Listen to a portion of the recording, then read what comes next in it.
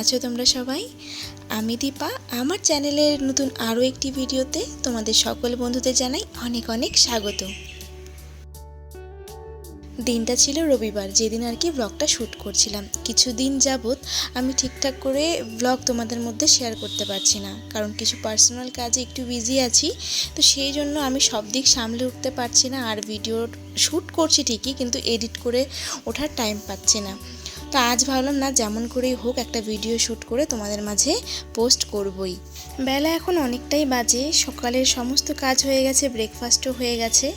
সমস্ত কাজবাজ সেরে চট করে একটু ছাদে এসেছি, কারণ সকালবেলা যদি আমি একবারই ছাদে এসে আমার এই ছাদ বাগানটাকে না ঘুরে দেখি, ঠিক যেন মনে শান্তি আসে না। তো আজকে আসতে অনেকটাই লেট হয়ে গেল। তো ছাদ বাগান দেখে চোখ জুড়িয়ে তারপরে ঘরে আসলাম।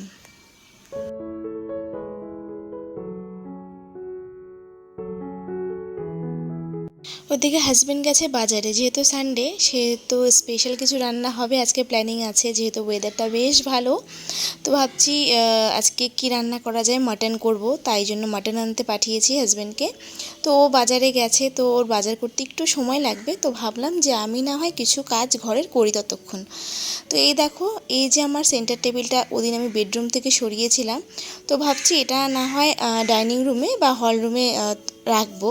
তো এটার উপরে একটা কভার দিতে চাইছি, যেহেতু ওই তোমার ডাইনিং টেবিলের উপরের রঙটা তোমাদেরকে বলেছিলাম রোদে, ডাইনিং টেবিল বলছি, মানে টি টেবিলের উপরের রঙটা না রোদে জ্বলে গেছে, তো দেখতে বেশ একটা ভালো লাগছে না। তা আমি ভাবছিলাম এই যে টেবিল ক্লথটা এটা পেতে দেবো, কিন্তু এটা অনেকভাবে পেতে দেখছিলাম যে কোনোভাবেই এটা টি টেবিলের সাইজে অ্যাডজাস্ট হচ্ছিল না, মানে কোনো দিকে ছোটো কোনো দিকে বড়, দেখতে একদম খারাপ লাগছিল। তো এটার কিছুটা অংশ কেটে বাদ দিয়ে একটা মাপ মতন করে নিয়েছি, যাতে পাতলে বেশ ভালো লাগে দেখতে আর কি।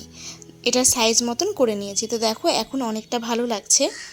তো এটাকে এখানে সেট করে দিলাম। আর ওই যে ঘরের মধ্যে আমার মানি প্ল্যান্টটা ছিল, ভাবছি ওটাকেও এখানেই এনে রেখে দিই, তাহলে আমার এই যে তোমার ড্রয়িং প্যাসেজ বলতে পারো বা হল রুমের লুকটা কিন্তু অনেকটাই চেঞ্জ হয়ে যাবে এবং দেখতেও কিন্তু বেশ সুন্দর লাগবে।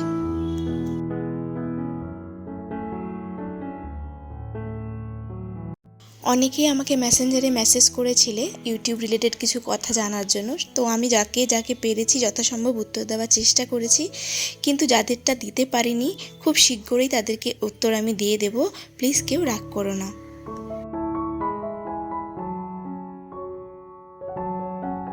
কিছুদিন আগে তোমাদের সাথে একটা ভিডিও শেয়ার করেছিলাম ম্যাজিক্যাল নাম্বার বলে।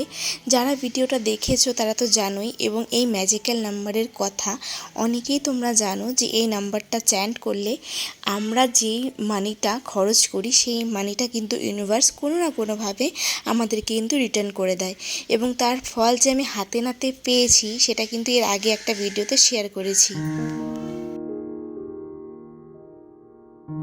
কিন্তু আজ হঠাৎ করে তোমাদেরকে আবার সেই ম্যাজিক্যাল নাম্বারের কথা কেন বলছি বলো তো? কারণ আমি কিন্তু আবারও হাতে নাতে ফল পেয়েছি। দেখবে যখন আমরা এই যে প্রসেসটা, যে নাম্বারটা কখন তোমাদের চ্যান্ট করতে হবে, টাকাটা কিভাবে তোমরা খরচ করছো, সেই পুরো ডিটেলস কিন্তু আমি আগের ভিডিওতে বলেছি। তো যখন আমাদেরকে সেই নাম্বারটাকে ডিটেলস চ্যান্ট করতে হয়, আমরা কিন্তু ম্যাক্সিমাম টাইম ভুলে যাই। খেয়াল করে দেখবে, আমরা খরচ তো ডেইলি লাইফে সবসময় করি, দিনে তো 2-3 বার আমাদের টাকা দিতেই হয়, সেটা ক্যাশ পেমেন্ট হোক বা অনলাইন, কিন্তু আমরা কিন্তু সেই নাম্বারটাকে ঠিকঠাক মতন কিন্তু চ্যান্ট করতে ভুলে যাই বলতে পারো, বা ইউনিভার্স আমাদের ভুলিয়ে দেয়ও হতে পারে, তাই না? সেক্ষেত্রে আমি যখন এটা মনে পড়েছে এবং যখন আমি ঠিকঠাক প্রসেসে জিনিসটা করেছি, আমি কিন্তু হাতে নাতে ফল পেয়েছি। এর আগে যে রেজাল্ট পেয়েছি সেটা তোমাদের সাথে শেয়ার করেছি এবং রিসেন্টলি যেটা পেলাম ফলটা, সেটা তোমাদের সাথে আজকে আবার ভিডিওতে শেয়ার করব। দেখো, এখন এই বাটিটা মেপে গোবিন্দভোগ চাল নিয়েছি 3 বাটি। বুঝতেই পারছো কি বানাবো। হ্যাঁ, আজকে হবে মাটন, তার সাথে হবে ঝরঝরে পোলাও। মানে ঝরঝরে পোলাও বানানোর চেষ্টা করব, কারণ পোলাওটা একটা আমার কাছে মনে হয় খুব টাফ ব্যাপার, কারণ এই রান্নাগুলো আমরা সচরাচর বাড়িতে খুব কম বানাই। সেক্ষেত্রে এর মেজারমেন্ট বা একটা তাক যে থাকে রান্নার, বিশেষ করে পোলাওয়ের, এটা কিন্তু মানে সবার দ্বারা হয় না। তো আমি এর আগে দুবার বানিয়েছি, ঠিকঠাক হয়েছে, তো আশা করছি আজকেও হবে। তো ভালো করে গোবিন্দভোগ চালটাকে ধুয়ে অল্প একটু জল দিয়ে আধ ঘন্টা মতন ভিজিয়ে রাখবো। ততক্ষণ আমি মাটনটাকে পরিষ্কার করে ধুয়ে বেছে নেব।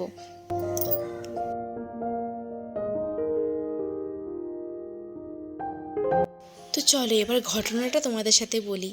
এটা যেহেতু মাসের প্রথম চলছে, তো মাসের প্রথমে কিন্তু আমরা অনেক টাকা খরচও করেছি এবং অনেক পেমেন্টও পেয়েছি। তেমনই আমার বাড়িতে রেন্টে আছে, মানে রেন্ট আছে আর কি, রুম রেন্ট।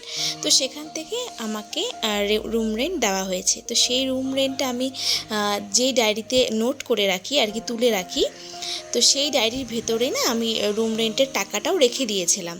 কি একটা কারণবশত যে টাকাটা আমার লাগবে, সেটাকে আমি লকারে বা কোথাও আলমারিতে না রেখে সেই ডায়েরির ভেতরেই রেখে দিয়েছি। ঠিক আছে, রেখে দিয়েছি আর সরাইনি। তার আগে কি হয়েছে বলো তো, মেয়ের ডান্স ক্লাসে আমি ফিস জমা করতে গিয়েছিলাম। ঠিক আছে, মেয়ের ডান্স ক্লাসের ফিস জমা করতে গিয়ে আমি আবার সেই ম্যাজিক্যাল নাম্বারটাকে চ্যান্ট করতে থাকি। নাম্বারটা হচ্ছে 708। সেটা টাকাটা যখন কাউকে দেব তখন কিন্তু 5বার নাম্বারটাকে চ্যান্ট করতে হয়। তো করেছি, আমি অনেকবার চেষ্টা করি কিন্তু কোনোবারই ঠিকঠাক মতন করে উঠতে পারি না। কিন্তু যেইবার আমি ঠিকঠাক প্রসেসটা করেছি সেইবার কিন্তু হাতে নাতে ফলও পেয়েছি। ঠিক আছে, তো ভালো কথা। আমি করেছি, জানি যে হ্যাঁ ইউনিভার্স কোনো না কোনোভাবে আমাকে রিটার্ন করে দেবে। সেটা হয়তো অনেক সময় আমরা বুঝতেও পারি না। দাঁড়াও, এখানে একটু তোমাদেরকে বলে রাখি, চালটা যে ধুয়ে রেখেছিলাম না, সেটা আধ ঘন্টা হয়ে গেছে। দেখো এখানের মধ্যে আদা কুচি, মানে গ্রেট করে রাখা কিছুটা আদা, আর ঘিয়ের মধ্যে হলুদটাকে গলিয়ে নিয়েছিলাম, সেটা দিয়েছি। আর সাথে গরম মশলা বাটা, যেটা এলাচ লবঙ্গ দারচিনি হয়, সেটা শিলে বেটে নিয়ে এখন এটাকে ভালো করে মিক্সড করে, মানে হাত দিয়ে আলতো হাতে মাখবো যাতে চালগুলো একদম ভেঙে না যায়। মেখে এটাকে কিন্তু আবারও আধ ঘন্টা রেখে দেবো। আর ততক্ষণ আমি মাংসটাকে বানাতে থাকবো আর কি। আর মাংসটাকে তো দেখলেই আমি প্রেশার কুকারে 3টে সিটি দিয়ে নিয়েছি, যাতে করে আমার সময়টা কম লাগে আর কি। তারপর বলি সেই কথা, তারপর তো মেয়ের ডান্স ক্লাসে আমি ফিস জমা করে বাড়ি চলে এসেছি। তার পরের দিন আমার হাজব্যান্ড কোনো কারণবশত সেই ডায়েরিতে হাত দিয়েছে, এবং হাত দিয়ে সে টাকাটা আমাকে বলছে, তুমি এইভাবে ডায়েরির মধ্যে টাকাটা ফেলে রেখেছো। আমি বলছি না গো, আমি সরাবোই ভেবেছিলাম এবং আমার একটু দরকার ছিল, সেই জন্য আমি না ওটাকে আর আলমারিতে তুলিনি। তো আমার হাজব্যান্ড টাকাটা নিয়ে নিয়েছে। তাই আমি বললাম, তুমি নিয়ে নিলে, ওটা তো আমার দরকার লাগবে বলে রেখেছিলাম।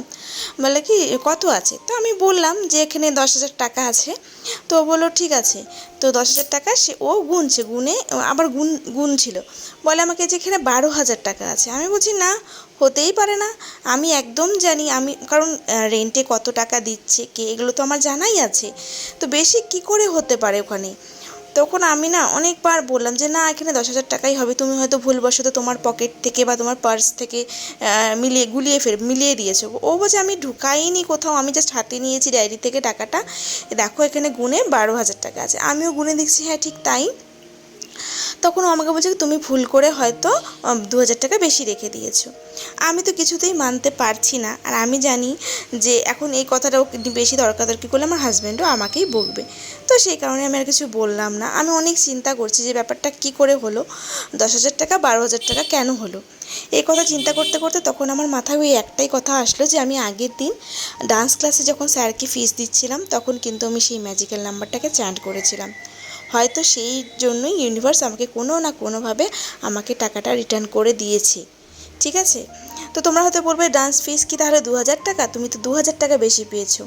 না গো, ডান্সের ফিস 2,000 টাকা নয়, কিন্তু জানি না কেন আমি 2,000 টাকাই বেশি পেয়েছি। এর আগেও আমি 2-3বার নাম্বারটাকে চ্যান্ট করেছি, কিন্তু প্রপার ওয়েতে চ্যান্ট করতে পারিনি, কারণ ভুলেই যাই ম্যাক্সিমাম টাইম, সেজন্য হয়তো আমি রেজাল্ট পাইনি। কিন্তু সেদিন আমি ডান্স ক্লাসে আমার একদম মনে আছে যে আমি প্রপার ওয়েতে যেই নিয়মে করতে হয় সেই নিয়মেই কাজটা করেছিলাম। তো আমার মানে বারবার মাথায় আসছিল 2,000 টাকা কেন বেশি হলো। তখন আমার হঠাৎ করে মনে পড়ে যে আমি ওই নাম্বারটা চ্যান্ট করেছিলাম বলে এটা হয়েছে।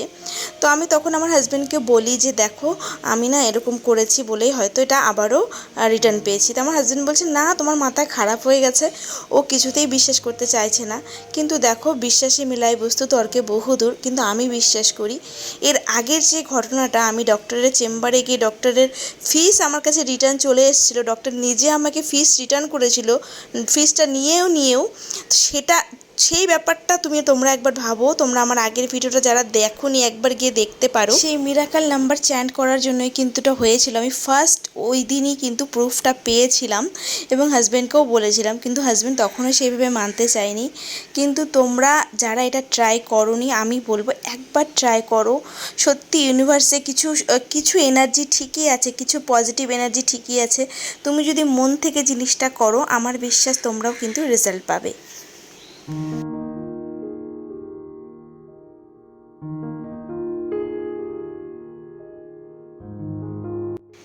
তোমাদের সাথে গল্প করতে করতে রান্না তো অনেক দূর হয়েই গেছে। দেখতে পেলে আমি চালটাকে প্রথমে ঘিয়ে ভালো করে ভেজে নিয়েছি। কাজু কিশমিশগুলোকে তো আগেই ভেজে তুলে নিয়েছিলাম। তারপরে চালটাকে কিন্তু চালটার কালার চেঞ্জ না হওয়া অবধি ভালো করে ভেজে নিয়েছি। তারপর যতটা চাল ছিল তার ঠিক ডবলের একটু বেশি জল দিয়েছিলাম, দিয়ে ওটাকে তোমার 15 মিনিট মতো রেখেছিলাম। ঢাকনা খুলে আবার চিনি দিয়ে, তারপরে কাজু কিশমিশটা দিয়ে একটু নাড়াচাড়া করে কিছু কাঁচা লঙ্কার চেরা দিয়ে আবারও 5 মিনিটের জন্য বন্ধ করে রেখেছিলাম, যাতে যেই জলটা আছে সেটা যেন টেনে যায়। ব্যাস 20-25 মিনিট মতন কিন্তু এটাকে গ্যাসে মানে একদম লো আঁচে বসিয়ে রাখলেই কিন্তু হয়ে যায়। তো আমার এদিকে পোলাওটাও রেডি আর মাটনটাও রেডি।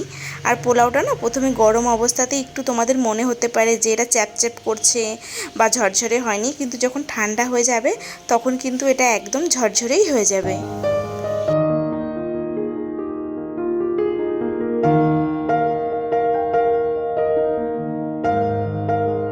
আরেকটা কথা বন্ধুরা, তোমরা হয়তো অনেকেই ভাবতে পারো তুমি যখন ম্যাজিক্যাল নাম্বার চ্যান্ট করে তুমি নিজে বেনিফিট পাচ্ছ, তোমার খরচ হয়ে যাওয়া টাকা তোমার কাছে চলে আসছে রিটার্ন, তাহলে তুমি এটা নিজের মধ্যেই রাখতে পারো, সবার মধ্যে কেন শেয়ার করছো জিনিসটাকে।